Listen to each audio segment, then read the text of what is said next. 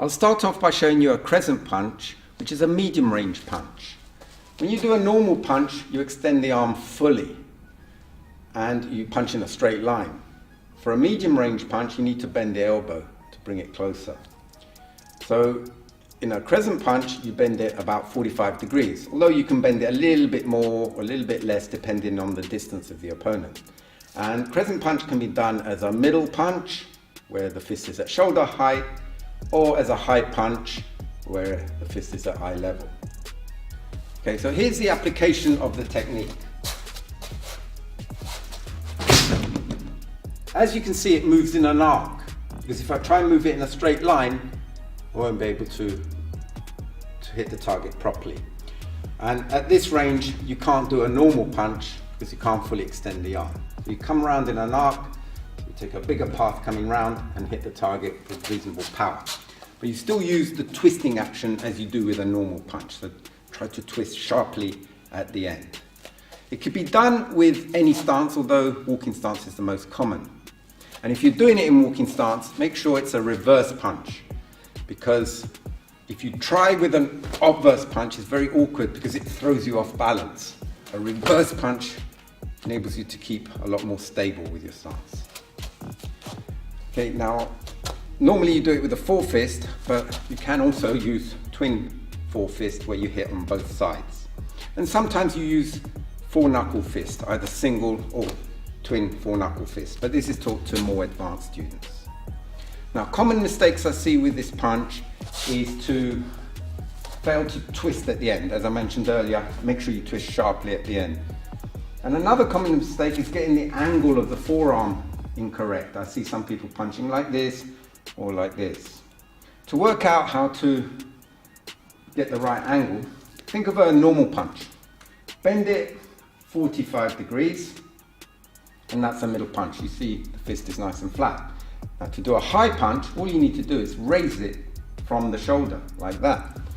There's no point in supinating or pronating too much. Just keep the wrist as it was, like that. So that's the correct angle. As you can see, the fist is slightly tilted. Okay. So here's an example of crescent punch done in walking stance, going forwards and backwards.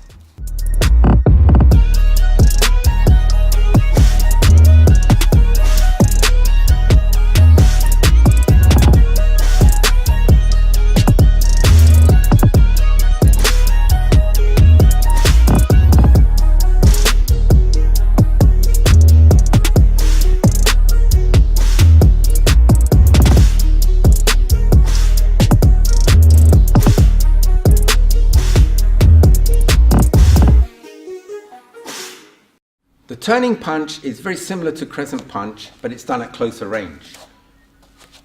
With crescent punch, your elbow's bent 45 degrees with a bit of variability. But if you bend it to 90 degrees, and then that's very close range, that becomes a turning punch. So it's very similar. So it'll be done on the center line, and it can be done with most stances where you can be full facing. Okay. But it's only done as a middle punch, and the reason for that is you have your opponent at a 90-degree angle, and the application of the technique is like this.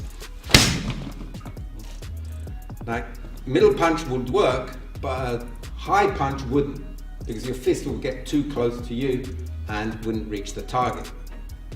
Because, as you can see, this is the distance for a middle, but if I raise my arm, that fist has moved that much closer, which means I have to be even closer to the opponent, and their shoulders are going to be in the way. So there's no way I could get that close to do a high punch. At most, they're going to be at 90 degrees. I'm going to be just outside their shoulders, so a middle punch will work, but I would miss if I tried a high punch. It can work with a crescent punch, but not with a turning punch. Okay? So here's an example of turning punch done in sitting stance.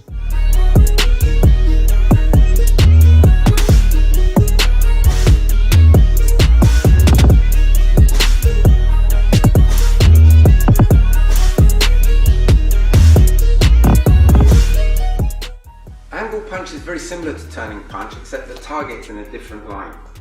With turning punch, as I said, it's on the center line. But if the opponent's further back, you need to bring the fist further in, and that becomes an angle punch. So your fist comes across your chest. So it should end up just in line with the outside of your chest, there, just where your shoulder starts. And as you have your elbow 90 degrees, this forms like a rectangle. If your elbow's sticking out a little bit or goes further in, then you're not hitting the target in the right place. Okay? So everything else is the same kind of stances, similar application. With a turning punch, I was here. If I was shifted slightly over, I wouldn't be able to hit the target with a turning punch, so angle punch can work. So from this distance, like that. Okay? So here's an example of sitting stance, angle punch.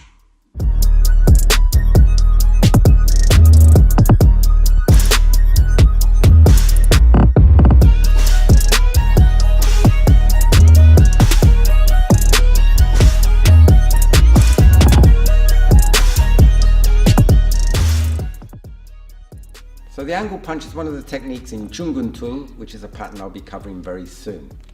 But it's done in closed stance and in slow motion, which I didn't show you how to do today, but I'll show you when I do the video of that pattern. So that's it for today. Please join me for my next lesson, and I hope to see you next time. Goodbye.